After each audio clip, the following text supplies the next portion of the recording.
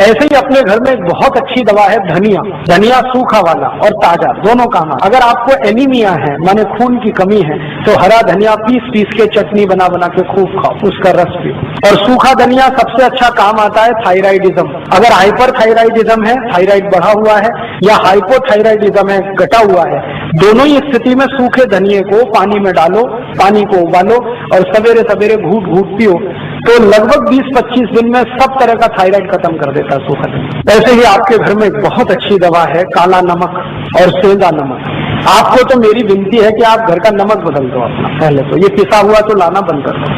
आप या तो सेंधा नमक लाओ नहीं तो काला, और वो डेले वाला लाओ। और सब्जी में नमक सब्जी बनाते समय डालो, सब्जी बनने के बाद नमक कभी मत डालो, क्योंकि सब्जी बनने के बाद नमक डाला तो वो जहर जैसा काम करता है। दाल बनने के बाद नमक डाला तो जहर जैसा काम करता है।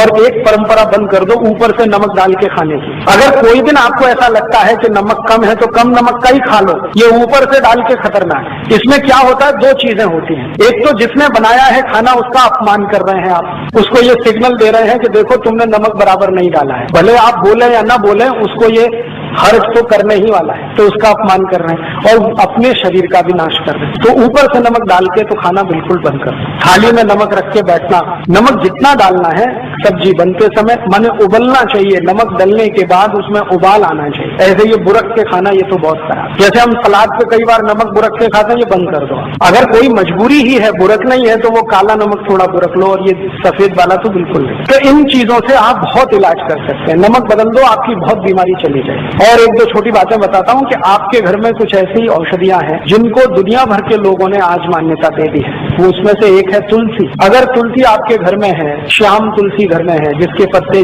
गहरे हरे होते हैं, तो आपके घर में सब बीमारियों का इलाज है। इस तुलसी के पत्ते का काढ़ा बना के जो भी पी लेगा उसको कभी चिकनगुनिया हो नहीं सकता, ये गारंटी मैं देता हूँ। और चिकनगुनिया ठीक होने के बाद जो सब शिकायतें हो रही है ना, अभी दर्द नहीं जा रहा है, कमजोरी नहीं जा रही है, एक ही दिन तुलसी का काढ़ा पी लो तो सब चला जाए। तुलसी जो है ना एंटीपायरेटिक है, माने बुखार से होने वाली तकलीफों की सबसे अच्छी दवा है तुलसी। कभी भी बुखार आ जाए तुलसी का काढ़ा कभी भी दो, भूलो ही मत। ज्यादा तेज बुखार हो तो तुलसी के काढ़े में अदरक का रस मिलाओ, नहीं तो सौंठ का पाउडर मिलाओ।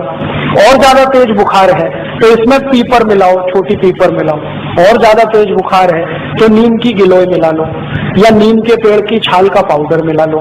कितना भी तेज बुखार खत्म होता है। लेकिन मेन है इसका तुलसी, बेस है तुलसी। होम्योपैथी में दवाएं तुलसी से बहुत है, आयुर्वेद में तो अद्भुत दवाएं हैं। इसका भरपूर इस्तेमाल आप अपने घर में करिए, जैसे जैसे कर सकते हैं। आप में से कई लोग आश्चर्य करेंगे, मैंने स्किन डिसीज तुलसी से ठीक किए। त्वचा के रोग, सोराइसिस, इचियोसिस, एक्जिमा, 20-20 साल पुरानी बीमारियां त्वचा की तुलसी के रस से ठीक होती है। अद्भुत है तुलसी, आप रखो इसको घर में बना। और ऐसी तुलसी के जैसी ही एक बहुत अच्छी चीज है पुदीना, वो भी बने तो गमले में कर लो घर में। और इन दोनों से बराबर ही अच्छी एक चीज है एलोवेरा, ग्वारपाठा, जरूर रखो अपने घर। ग्वारपाठे का रस अद्भुत काम करता है, त्वचा की बीमारियों में काम करता है, पेट साफ करने में काम आता है। कान में कितना भयंकर दर्द हो, ग्वारपाठे का रस थोड़ा गर्म करके एक ही बूंद टपकाओ, 3 सेकंड में दर्द खत्म कर दे, विदिन 3 सेकंड। इंजेक्शन से भी तेज गति से काम कर। किसी स्त्री और पुरुष को नपुंसकता की शिकायत हो, ग्वारपाठा बिल्कुल ठीक कर देता है, कंप्लीट क्योर कर। शरीर को ताकत बढ़ानी हो, बहुत कमजोरी लग रही हो तो ग्वारपाठा अद्भुत काम करता है। बाल बहुत झड़ते हो, गुच्छे के गुच्छे निकलते हो,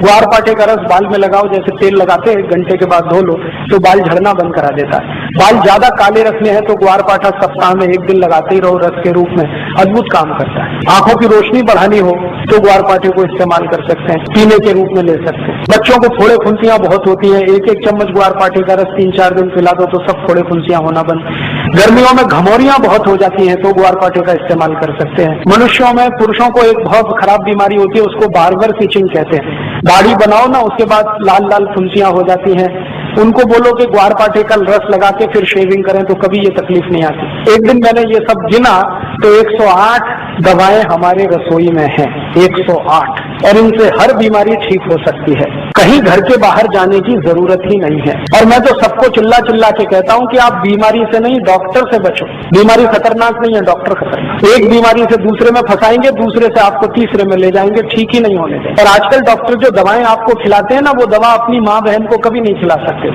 ऐसी दवाएं आपको खिला देते। जिन दवाओं पर कोई क्लिनिकल ट्रायल्स नहीं हुए हैं, जिन दवाओं को किसी ने अप्रूव भी नहीं किया है, उनको धड़ल्ले से प्रेस्क्राइब करते हैं क्योंकि कमीशन मिलता है। और ये कमीशन खोरी इतना बढ़ गया है कि अब अच्छा डॉक्टर चिराग लेके ढूंढने निकलो तो कोई एक मिले, मुश्किल से एक मिले। इसलिए आप इनसे अगर बचे रहें तो आपकी जिंदगी बहुत सुरक्षित रहने वाली है।